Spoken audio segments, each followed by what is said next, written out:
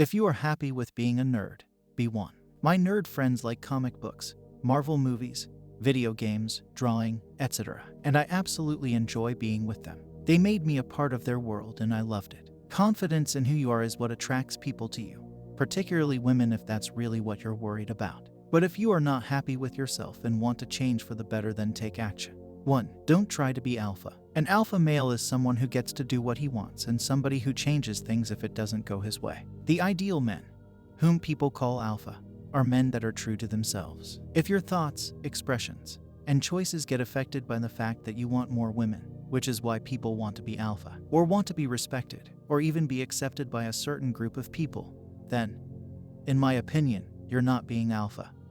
You're not being you. The recent alpha male trend is a gimmick.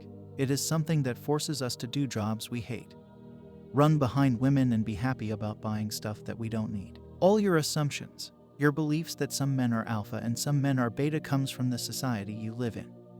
It's people who want you to be a role model or someone they'd like to see or accept. Ah yes, the alpha dominance theory. Fun theory, but not exactly accurate, but flexible enough to incorporate wisdom from many sources like philosophical texts, military stratagems, and religious texts. So, you somehow have decided that you want to apply the alpha dominance theory, with the intention that it may be a worthwhile solution to the stagnant male life. Interesting choice. But be mindful that the path of being the chattest alpha is not really about being a DCK and loudest in the room to gain dominance, but being aware and accountable of where and how you spend your resources, i.e., mental energy, reputation, wealth, etc., to gain the most benefit in your life. 2. Awareness of yourself. The most self-destructive man in this world is one who lacks knowledge of himself and refuses to learn about himself in humility. He does everything to distract himself from facing his demons and tries to pin blame on everything else except himself. You're not special, but you're not that shitty either. You have to own up to your flaws and make constant efforts to improve yourself. You take accountability for shaping the kind of person you want to be, not your parents nor your friends. You do it for yourself, because you are your own worst enemy. Better get to know your enemy now rather than never. You would never know when your enemy will strike you down from your best spot if you keep ignorant about him. 3. Be patient. Success doesn't come overnight. People don't always change for the better. Plans won't always go according to plan. Learn to be patient and focus on doing what you can do, rather than whine and spend too much time fantasizing about the many what-ifs.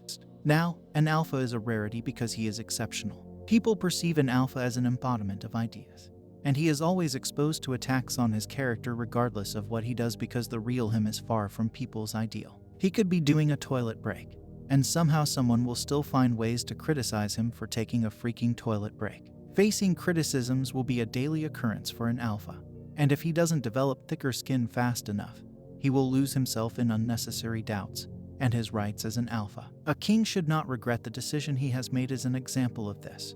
There are many ways to interpret this saying, but the essence is don't falter or you will be eaten up alive. Being an alpha is not for the weak-hearted. It is not for someone who chooses to indulge in the many luxuries of life, but is not willing to work for it. A guy with Peter Pan syndrome will never be an alpha until he chooses to live in reality and work on his plans. 4. Guard your mental space. Don't allow negative emotions from other places to overflow in your current activities. For example, if you have a shitty day at work, don't go back home and lash out at your kids, partner, parents just because you feel shitty. Take a break and chill your head before you do something stupid and irreversible. Focus wholeheartedly on things you do, but don't allow them to take over other important things in your life.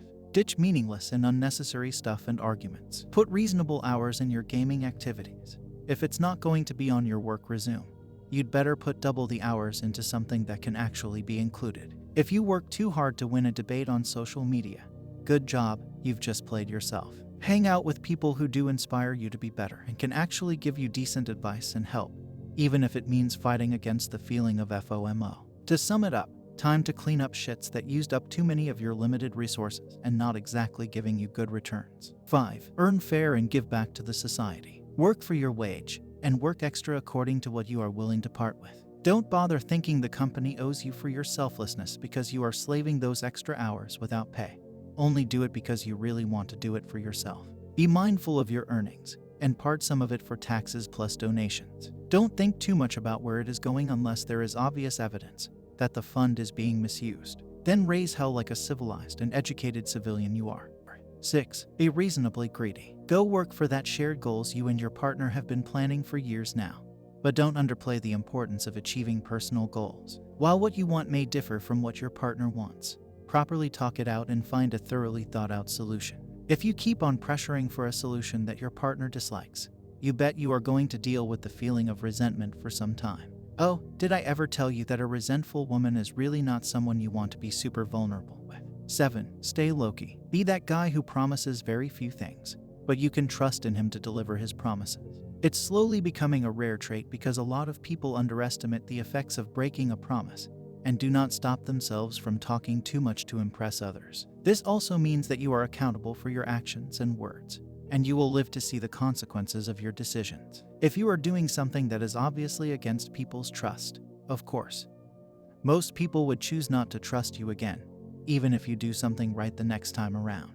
In the words of a certain royal protocol officer, if no one complains, you are doing it right. If someone complains, you just made a mistake. 8. Know your personal boundaries. You will have your own set of values and maybe follow a certain faith system because it's normal, and you are a human. Not everyone will agree with you and some will attack you for even thinking of something different than they do. So best to be clear with yourself first about what values you want to follow and embody. Don't demean other people for whatever they believe in, and don't force your belief onto others. Keep calm and move on. Be that classy alpha Chad who knows and owns his worth.